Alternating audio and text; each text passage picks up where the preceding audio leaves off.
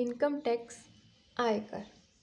Various types के tax government लेती है हमसे, लेकिन जो इनकम टैक्स है वो बहुत ही इम्पोर्टेंट है। इसलिए इम्पोर्टेंट है क्योंकि इनकम टैक्स से गवर्नमेंट को लार्ज स्केल में रेवेन्यू मिलता है। अब देखते हैं कि इनकम टैक्स का मतलब क्या होता है। Income tax is a tax. Income tax क्या है? एक टैक्स है on a yearly taxable income of a person, जो ईयरली लगता है टैक्सेबल इनकम पर। ये कौन लेता है? Levied by the central government at a prescribed rate. Income tax central government लेती है, वो भी प्रिस्क्राइब्ड रेट में, जो रेट आती है। जैसे कि हमेशा क्या होता है, 1 अप्रैल को बजट पास होता है, तब रेट डिसाइड होती है कि कितने परसेंट लेंगे टैक्स, वो उसे बोलते हैं prescribed rate.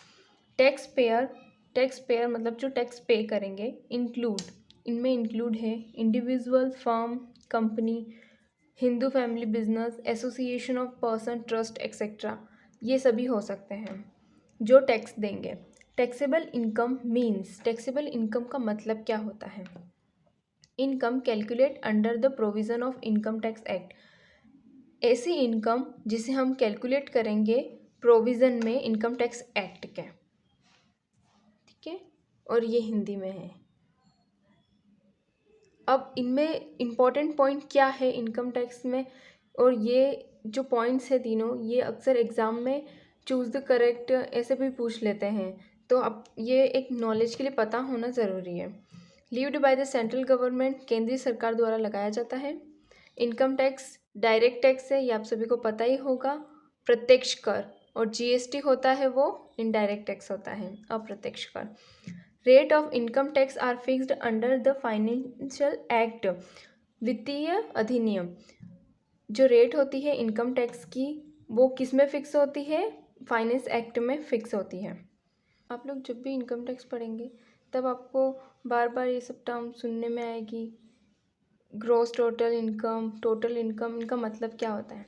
Gross total income का मतलब होता है सकल कुल आय। मतलब कि जैसे कि जितनी भी सैलरी हो गई, सैलरी से जितनी इनकम मिली, हाउस प्रॉपर्टी से मिली, जितनी भी इनकम मिलेगी उसका हम टोटल निकालेंगे तो वो क्या होगा? Gross total income. अब टोटल इनकम जब ग्रॉस टोटल इनकम निकल जाता है तब डिडक्शंस मिलती है गवर्नमेंट की तरफ से, कुछ स्टैंडर्ड डिडक्शन वगैरह, उसको लेस करते हैं तब टोटल इनकम पता चलती है। अब असेसमेंट ईयर, सेक्शंस 2-9, आपको सेक्शन सबके याद, ये इन जो मेन है इनके तो सेक्शन याद होने चाहिए। और ये जितने भी है ग्रॉस टोटल इनकम, इन सभी के बारे में शॉर्ट नोट एग्जाम में अक्सर पूछते भी हैं। तो assessment year sections 2-9। Assessment year का मतलब क्या होता है? निर्धारण वर्ष, हिंदी में बोलते हैं। निर्धारण वर्ष मतलब कि 1 अप्रैल से चालू होता है, जो 31 मार्च तक चलता है। इसमें फाइनेंशियल ईयर ही चलता है, इनकम टैक्स में फाइनेंशियल ईयर ही लागू होता है। कैलकुलेशन ऑफ इनकम, जब असेसमेंट ईयर होता है तब हम क्या करते हैं? इनकम, तब क्या होते हैं? इनकम की, जो हमारी इनकम है उसका कैलकुलेशन करते हैं कि कितने टैक्सेबल इनकम है, उसे बोलते हैं असेसमेंट ईयर। तो ये याद रखना है कि असेसमेंट ईयर में हम क्या करते हैं? इनकम को कैलकुलेट करते हैं। प्रीवियस ईयर सेक्शन 3, इसे पिछला वर्ष कहते हैं, हिंदी में धारा है 3।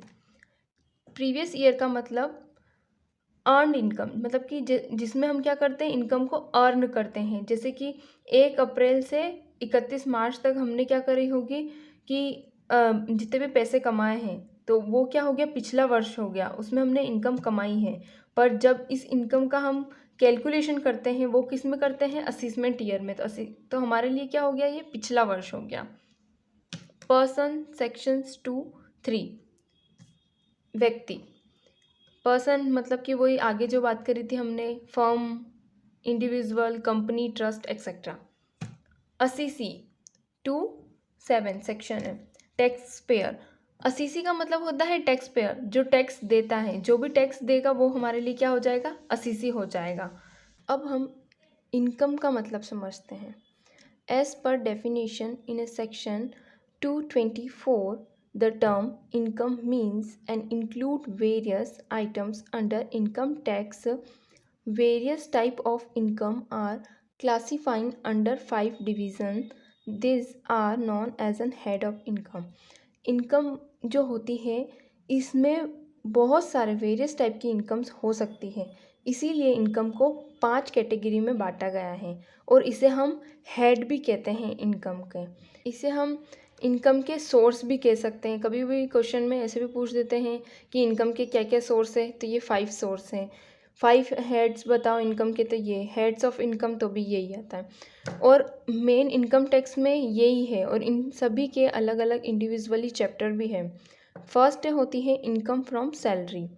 जो भी पर्सन सैलरी, जिसको भी सैलरी मिलती है उसकी कैलकुलेशन हम कौन से हेड में करते हैं, इनकम फ्रॉम सैलरी में करते हैं। अब इनकम फ्रॉम हाउस प्रॉपर्टी, जो भी पर्सन है वो अपने हाउस को रेंट वगैरह से देते हैं, तो उससे उनको जो भी इनकम मिलती है वो किस में आएगा, इनकम फ्रॉम हाउस प्रॉपर्टी। फिर देखते हैं इनकम फ्रॉम बिजनेस और प्रोफेशन। जिनका भी बिजनेस होता है या प्रोफेशन होता है उससे उन्हें इनकम मिलती है, तो वो कौन से हेड में जाती है, इनकम फ्रॉम बिजनेस में जाती है।